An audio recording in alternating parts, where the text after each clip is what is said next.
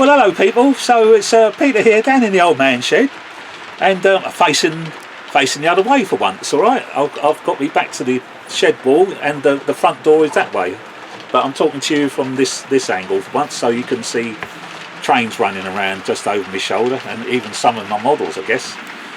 But yeah, very pleasant day, got the shed door wide open, at long last, hopefully spring, or you know, is maybe on its way, because very nice out there. But anyway, what's happening? So I'm gonna have, you know, I've got some clips at the end of when I'm talking to you of the trains running that I'll put up onto Facebook. I just made a longer session of them to put on the end of this film. So it features the Class 20 a bit again, because that is my latest model. And talking of the 20, there's me sort of like giving it 9 out of 10 or 10 out of 10, and then you guys are getting back to me and saying, no, but Peter, it's wrong. And I think, what? You know, I know the marker lights, get that right, not daytime running light, the marker lights don't operate, you know, thanks Bachmann. But it turns out some of the printing is in the wrong place. And a guy has said that maybe Bachmann will either get the body shells done, and anybody who's bought that particular one, if you know, proof of purchase, they'll send out a new body. Well, I didn't even know, you know. But what that's bringing me round to, I guess, is the fact that the Class 20 is the latest from the ground up model from Bachmann, and it's not as if that Class 20 doesn't exist anywhere, you know, preserved or whatever. I mean, what is going on? Why don't they look at the bloody pictures or something or other? So it's either somewhere in China positioned the tampo printing in the wrong place, and because there's no one from the factory looking over their shoulders, they just print off, you know, they just make 20,000, you know, God, how many thousands of the model. But yeah, so evidently the DRS logo, the old-fashioned DRS logo, is in the wrong place, evidently. But I haven't even bothered to check up on that myself. I mean, I'm happy with the model. So, but what I'm getting at is that here we are, another brand new product, and there's mistakes made. So the marker light's not working, and now you realise that on one particular livery, you know, the tampo printing's wrong, you know. And I'm hearing all sorts of horrible things about Hornby. Oh, we know that their colours are wrong, but they're not cheap, guys. I mean, bloody hell, it's Jesus.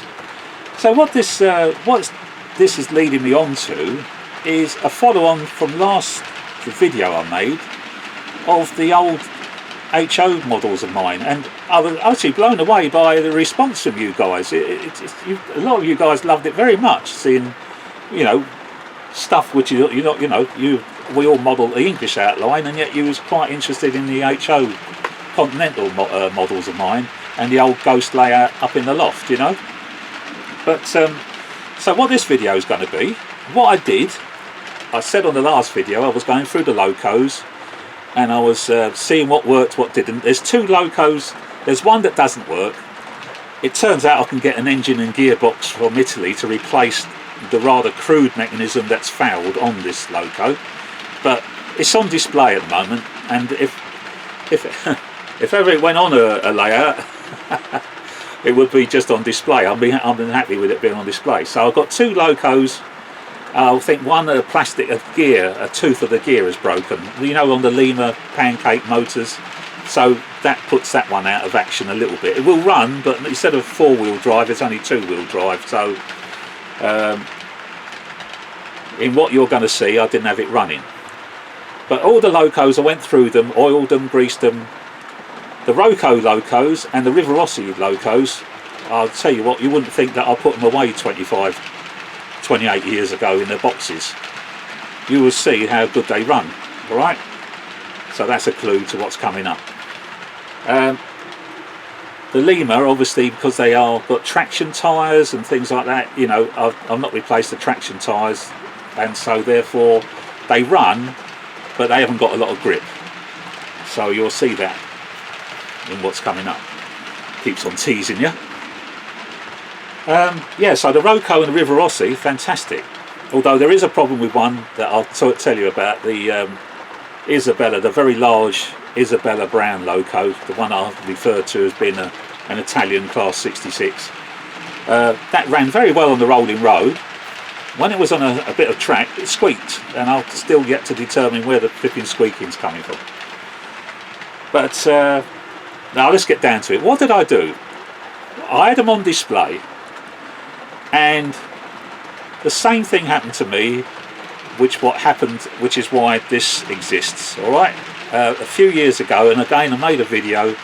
I went on a holiday behind the Flying Scotsman up to Edinburgh for 4 days. We were with the Scotsman, and as a memory of that trip, I bought the Hornby TTS Flying Scotsman model, and I put it on display in the living room, right? Thinking, oh yeah, every time I looked at it, I'll think of the holiday. No, right? I'm a model maker, yeah. Kept on looking at it, and I thought, what's this DCC all about? Let's have a look. Let's see, maybe if I get a little bit of track, I'll see it go round. Well, that's what happened, all right? That's the result. I fell in love with DCC and sound and all the rest of it. And I love the modern English outline. So the Scotsman, unfortunately for her, is in a box. Doesn't come out that often, much to, I think, Robert's annoyance. You know, I don't run steam. But yeah, I'm more in love with me modern outlook, you know, modern engines, all right. So that's how that came about, because I was looking at the engine on display and I thought, what's it like running? Same things happened again with my HO locos. I'm looking at them on display, I'm in fantastic flashbacks to when I was a kid, and even when I had the model railway layout 30 years ago up in the loft. And I thought to myself, oh, I need a bit of track, you know, but I haven't got the room to build another layer, and the one up in the loft is a bit too dirty and all the rest of it, and to try and get in there and move around it would really sort of cripple me a bit, because it's only so far off the ground. I'll be on my hands and knees anyway. Well, where could I run them? Of course I can run them, alright? Yeah, this is DCC, but all I had to do, and what I did do, was removed all the locos from the track, disconnected the power supply to it just to doubly make sure that I wouldn't get any feedback or anything. Got my little Hornby clipper transformer that you saw in the last video, the one from the 60s. Got a pair of crocodile clips on the end of the wires on that, which I pinned to the back of a side in here. Well, that energised the whole of the layout. Yeah, I can't have a loco on every bit of track because it's all live, so everything would move. But what I was able to do, and what I did do, and what you'll see, is I ran the locos. Alright, so that's what you're going to see. Not too much, you know, just coming past. Alright, just showing you the rolling stock, showing you that they're working. And yeah, so the other day, Torridon Road, UK, turned into Strada Torino, Italia. Okay? Because she turned into an HO layout with these trains running, and I put the coaches on as well, so you'll see the coaches running as well.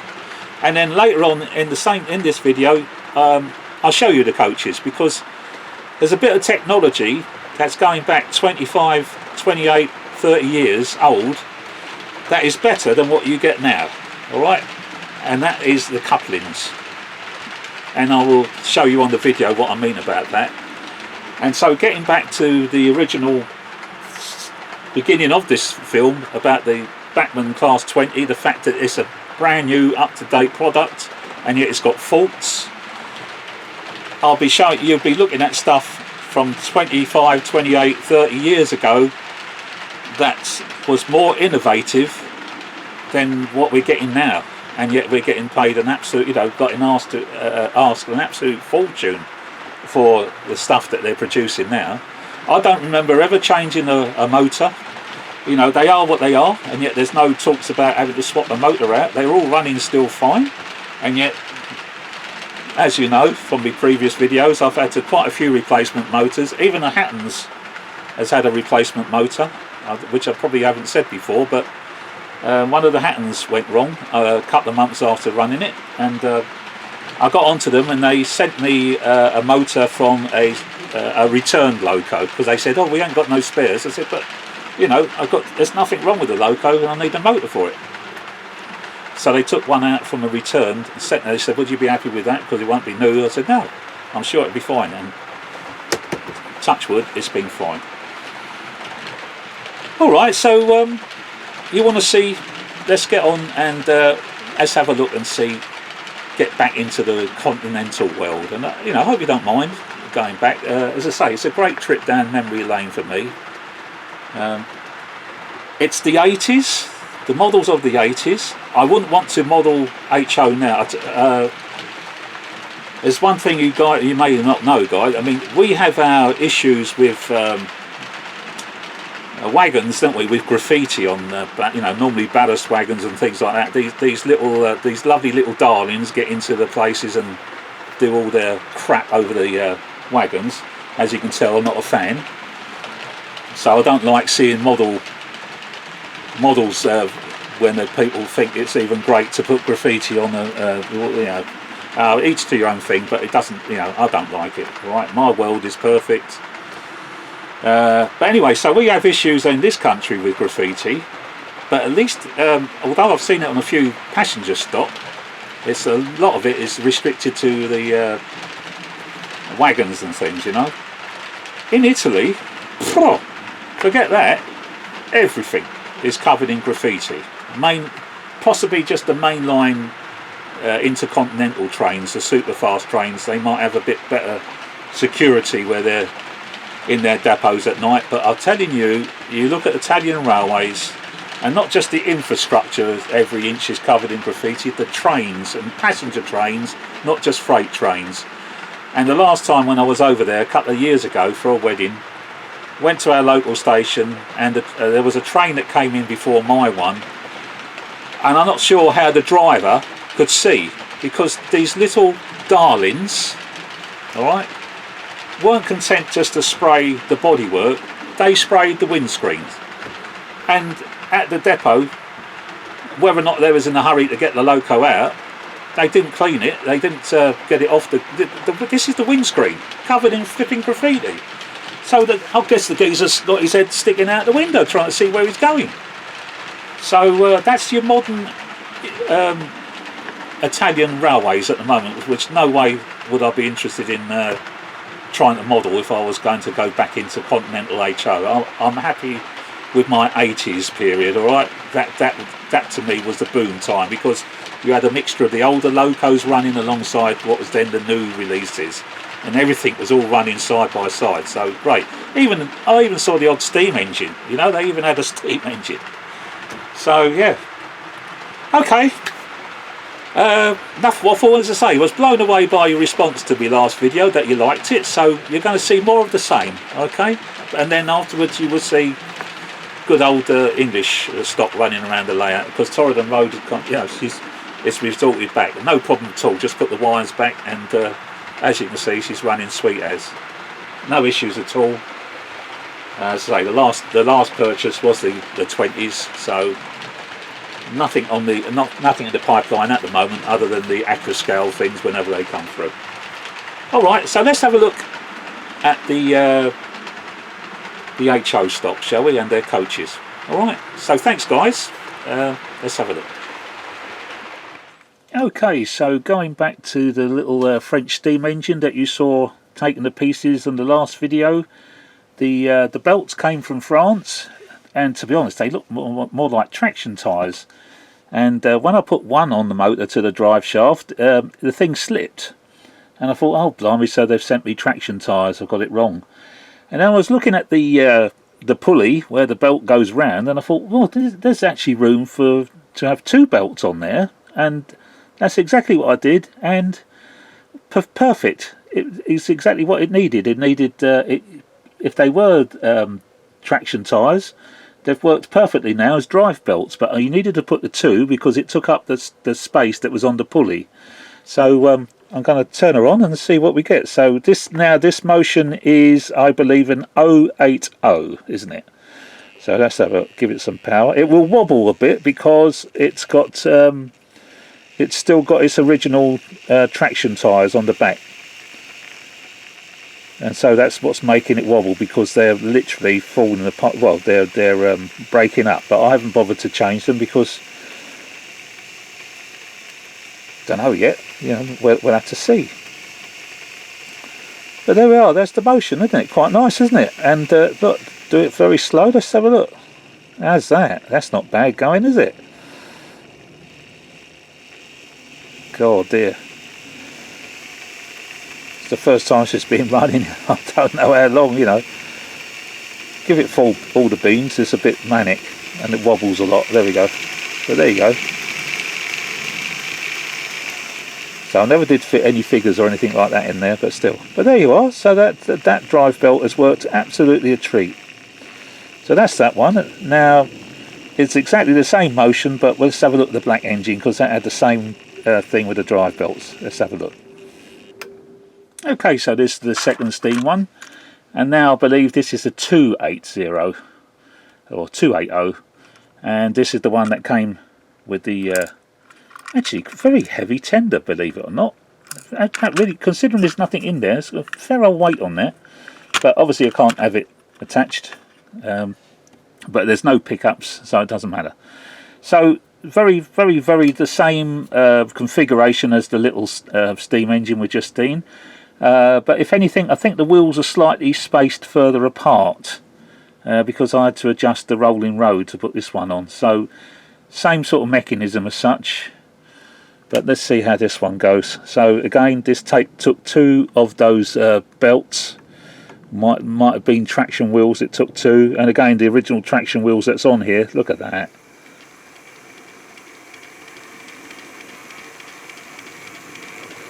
It's alright, isn't it? I couldn't show you these on the layout because these little small wheels don't like the Hornby points. Don't know why.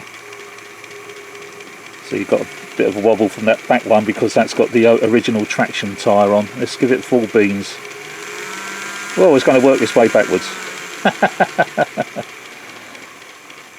Let's see how slow we can go. This is DC, isn't it? Look at that. That's not bad, is it? All it is all I do now is need sound. Let's bring it into view a little bit more. There you are. What a little cracker. This engine's over 30 odd years old. Dear oh Lord. Well, okay, so there we are. They're the two steam locos that I couldn't show you before because the drive belt had perished, and then now I've got new ones from France. But as I say, I think they were traction tyres, but as it happens, they stretched, and when you put the two side by side on the motor to the drive shaft, they fitted absolutely perfectly, and that's the result. And I can put my finger on it, and it won't stop. So you know, well, obviously it did because it's. Let's give it a bit of beans.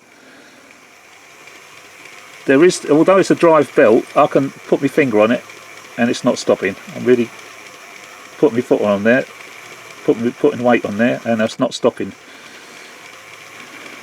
So that's as running as perfectly as it can do after all this time. Okie dokie, there we are. I hope you like that. Let's see what's next.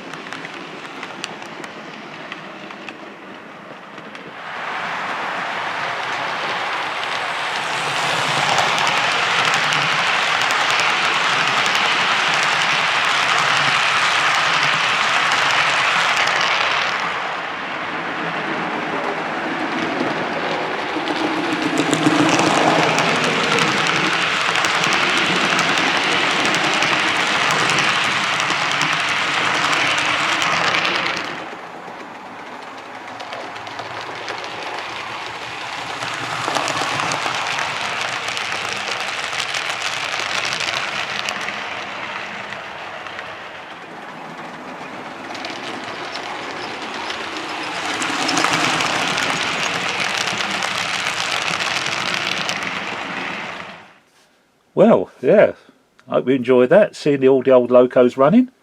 I've got to get the large Isabella Brown Italian Loco because it's squeaking like mad. Well, we'll have a look at that in a minute.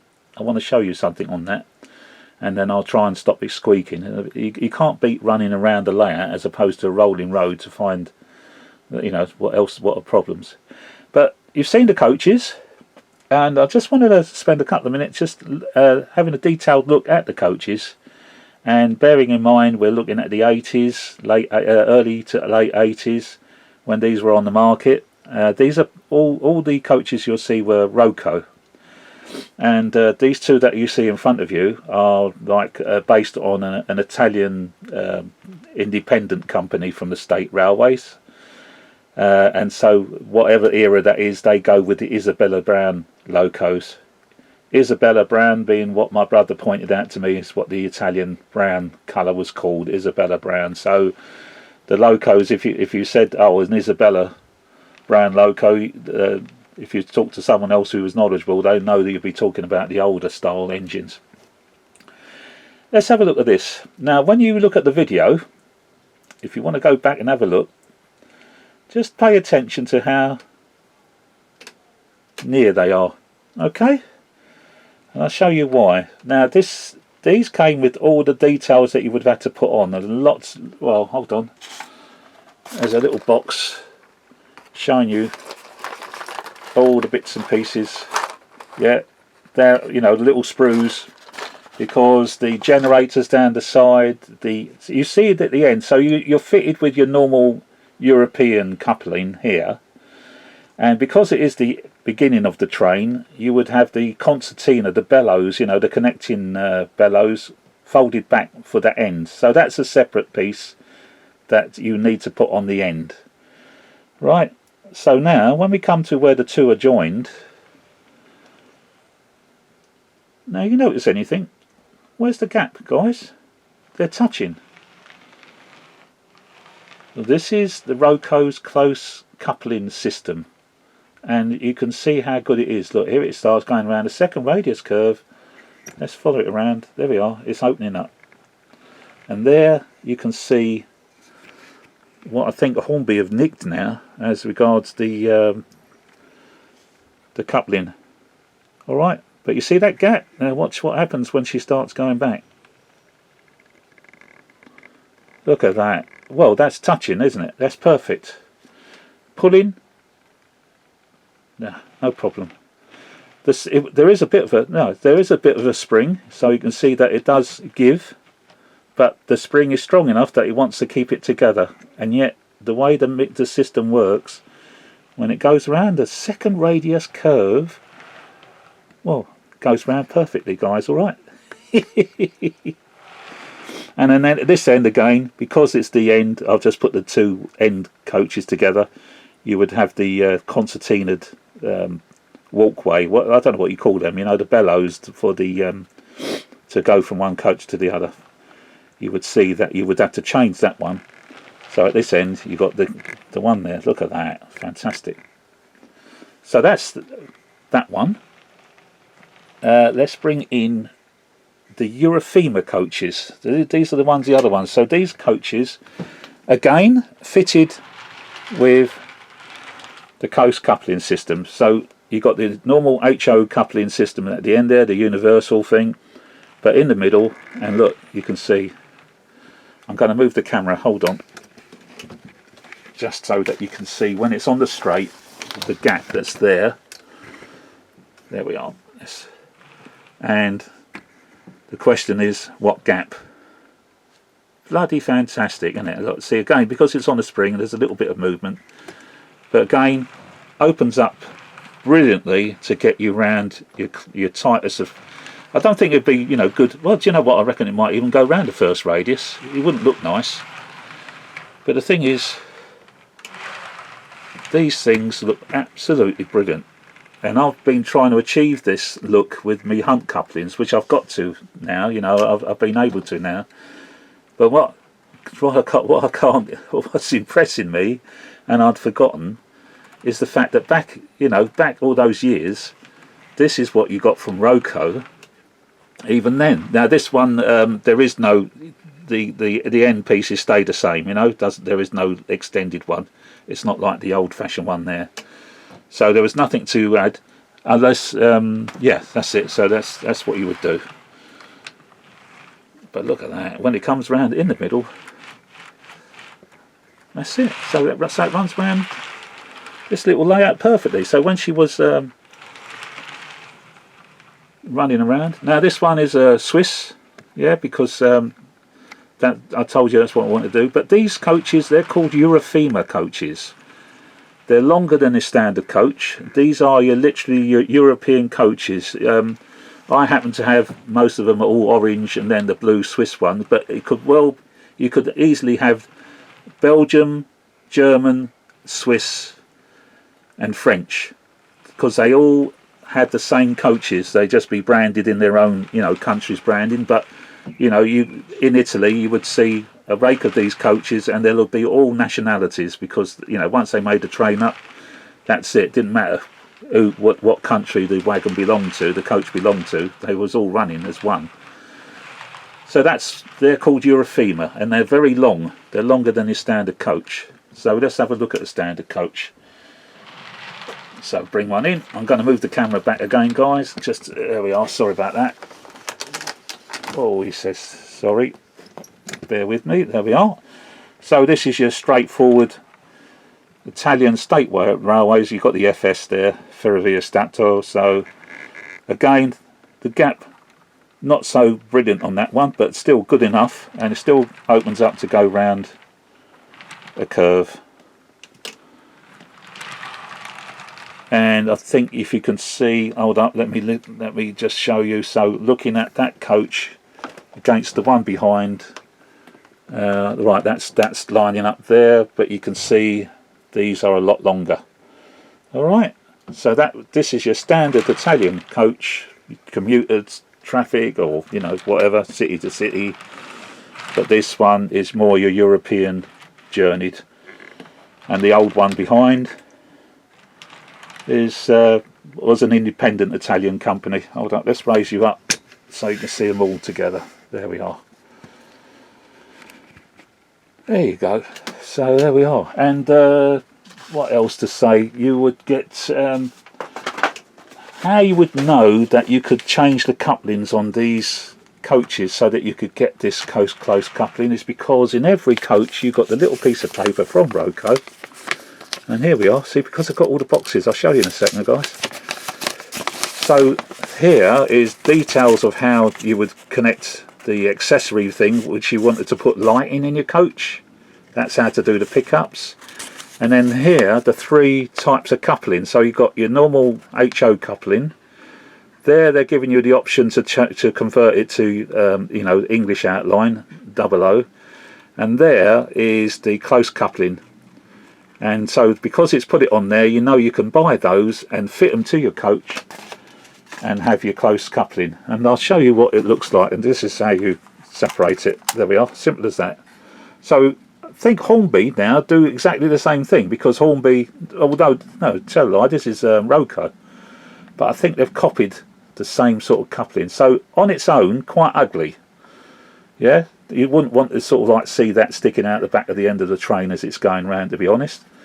That's not too bad, being a standard HO coupling. But when they're together, you know, you're making up a rake of coaches. So it doesn't matter that it's a quite ugly thing.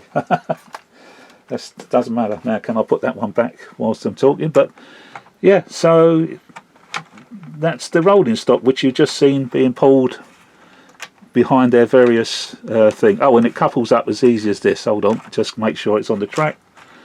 You see, it's still not getting it on. Right, so, and this is how easy it couples up. So, hold on. There you go. Oh dear, eh? They knew what they was doing back in the day now. Makes you wonder what we're putting up with now from the likes of Hornby and Bachmann and things like that. You know, when you get your tension lock couplings that give you a flipping, you know, an inch gap between each carriage, you know. You think to yourself, well, hold up. The technology's already been there. It's proven technology. Why are we putting up with it? Anyway, Now I'm going to show you the old that Loco, the one that's squeaking, and why why it's squeaking, and just the interesting way the old Loco, how they did things back then with the pickups. So let's have a look. Right, with the coaches, as I did say to you, I kept all the boxes, so that's why they're survived in such good condition. So all in the original boxes, loads of it down there. The Yoef ones, which I didn't show you too much because that was the more basic model, the Yoef, which is, I've got one here, and that one was real, you know, no close couplings on that one. You just got the usual HO couplings on that. So, and she was a very basic model. You had to buy the interior. What you see as the interior compartments was accessories. So you got an empty shell, and then you had to buy the seats to fit it. And it's that one is literally just a plastic shell, but it's the of the French railways, and it's a couchette. So it's what I needed for my travels from France to Italy back in the day. This would have been bought, I haven't got a price on it, but I do know it's around £4 I paid for that. And that would have been from a shop that was on London Bridge Approach. That name escapes me at the moment, my brother knows. But yeah, back in the late 70s, early 80s, that's where we had a model shop under London Bridge Station of all places. These other boxes of more Locos, or more coaches, these are the ones that I just got them out because, as you can see, the price there is £8.76, bought from BT's. So that's that Italian wagon, but not a state-owned wagon. The Eurofemas, they go for, oh, I've got one here, again from BT's, £10.65 it says on there. So that's the Eurofema. You can see it's much bigger engine. And then the other straightforward Italian coach, £6.35 from BT's. The BT's in question would have been the one that was on Holborn in East, London, central London, in the city. They specialised in HO railways. Other stuff I would have got from the shop in Victor's, which was Pentonville Road, near King's Cross. Right, that's it with the coaches. I'm going to put them away now, and we're going to have a look at the brand Loco that's squeaking. Let's have a look. Well, we'll have a look at this Loco first, guys, because just want to clarify something. You know, when you're making these videos, in my brain, what I'm about to say is, should come out okay. And then when I play my videos back, I'm coming out with a load of rubbish, and I'm thinking to myself, why the hell did I say that? You've just had an instance of that looking at the coaches, where I called one coach an engine, alright? So, I don't know, my brain is telling me what I'm saying is right, but it's just, when it comes out of my mouth, it's not. And on the last video, looking at these engines, which do that, yeah? Well, of course, if it was like that, that is a cantilever, isn't it? Something like that is, I don't know. Well, so what I meant to say is articulated, all right? Because it's articulated, a bit like your Arctic lorries, okay? Or pivots. But I said they're cantilever bodies. Well, of course they're bloody not, Peter, you idiot. So, yeah. But you make the videos, you look back at it, it's too, you don't want to go through all the trouble there to start filming all over again, because it all takes a long while to do. So yeah, you've got to forgive me my slip-ups, I'm afraid, but you knew what I meant, didn't you? So not cantilevered, but articulated or pivoting, okay? So this is quite a common thing with Italian Locos, as you see with my fleet. There's a few of these in the fleet. Alright, that's that one out of the way. Now let's have a look at the Isabella Loco. Isabella brand, don't forget. There she is. So this is the one, it's running well, but she's squeaking. I thought I did give it a good service and oil up and everything, clean the wheels. But possibly the reason why it's squeaking is the way it gets its pickups. That's what I wanted to show you. This, if I just pick it up, it's going to look like everything's going to fall apart.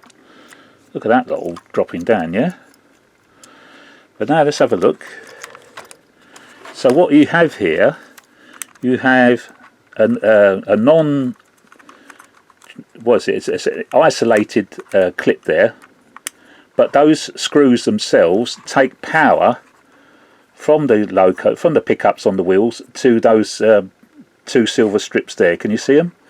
So there's no, so you're thinking to yourself, oh, hold up, if that screw is touching that plate there and it's giving power, how comes it's not shorting when it's connected to that? Well, that's because this is not a metal strip. I don't think it's plastic, but whatever it is, it doesn't let current.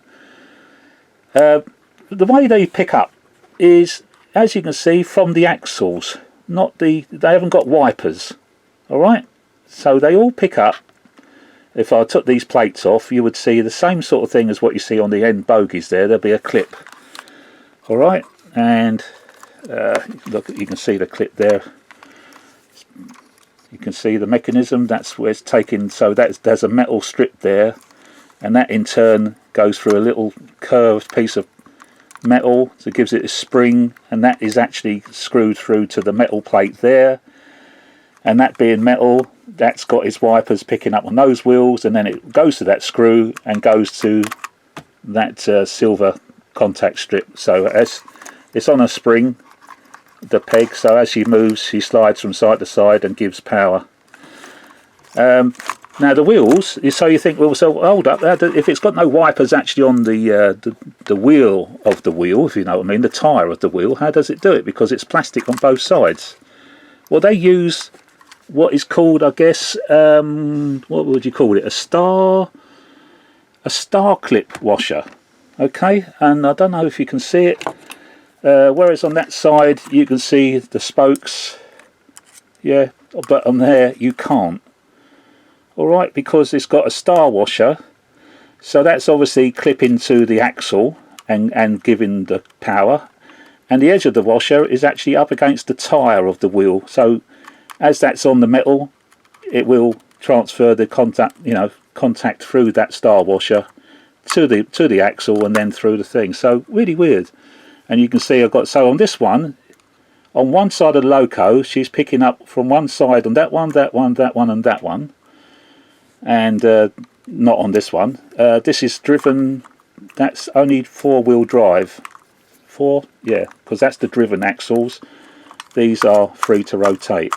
Okay, and then the same thing again there. So you can see you can see that's the back end of the wheel there, but on that side in a silver colour, that's another one of these star clips, and you can see there it's actually attached to the axle, and then the axle picks up because it's rubbing against there, which takes it all through. So quite clear, and there quite clearly is the clip that I would move to take it from the power from the track, or power from the track and the pantograph. Alright, so yeah, there we are. So I'm going to go through this one now to find out where she's squeaking from, because there's, you know, a lot of wheels to do. I thought I'd greased it, I thought I'd oiled it up, but there's nothing like actually running it round a circuit, is there? Because that really does show up everything when it goes to go over points and round curves. And that behaved itself on the rolling road, but as you see on the video, she's squeaking, so I've got to look into that. But there we are. So that's the Locos. Alright, thank you. Well, okay guys, so I hope you enjoyed all that.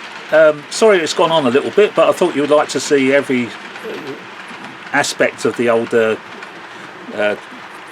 Locos and coaches and things, and how well they've survived. And so we're back to the modern stuff again now, running around. But wasn't it great, those the Loco close coupling system? I mean, I've been working on getting the wagons to be close coupled, but using the Hunt couplings. But back in the day, you know, Loco had already done it with their close coupling one, and yes, it was an ugly looking thing to see. You didn't want it sticking out the back of a wagon by itself. You know, we're talking about you having to make up a rake of coaches, you know, in order that you got that effect. That's what it was for at the end of the day. I'm able, with the Hunt couplings, to get the same sort of, or near as, damn it, the same, as near as I can with my wagons. And as you know, I'll do videos about that, of how I don't get buffer lock around these small radius curves of mine, second and third radiuses. Alright, but okay, so maybe I'll leave you, I'll get the camera looking down on the layout so you can just enjoy a few laps of it, and I'll put the sound on and I'll shut up, and then just stick with it to see the clips, you know, what I do when I mean close-ups and the rest of it. Makes Torridon Road look a lot bigger than what it actually is. You know, a lot of people don't realise you know, that it's not a big layout because everything's always close up and everything, which, you know, that's where I get my enjoyment from, isn't it? Alright, so thanks for watching, and yeah, sorry it's a long film again, but I hope you enjoyed it, and as I say, I've got the enjoyment now of well, thinking to myself, oh, can I get another layout, or do I get up in the loft and clean the other one, because it's Pico track, so it's not rusty, just needs a lot of cleaning up. I don't know. Okay guys, thanks for watching, and I'll catch you again soon. Alright, so it's bye from Peter down in the man shed. Alright, and I'll leave you with some running shots of the layout. Bye guys, bye.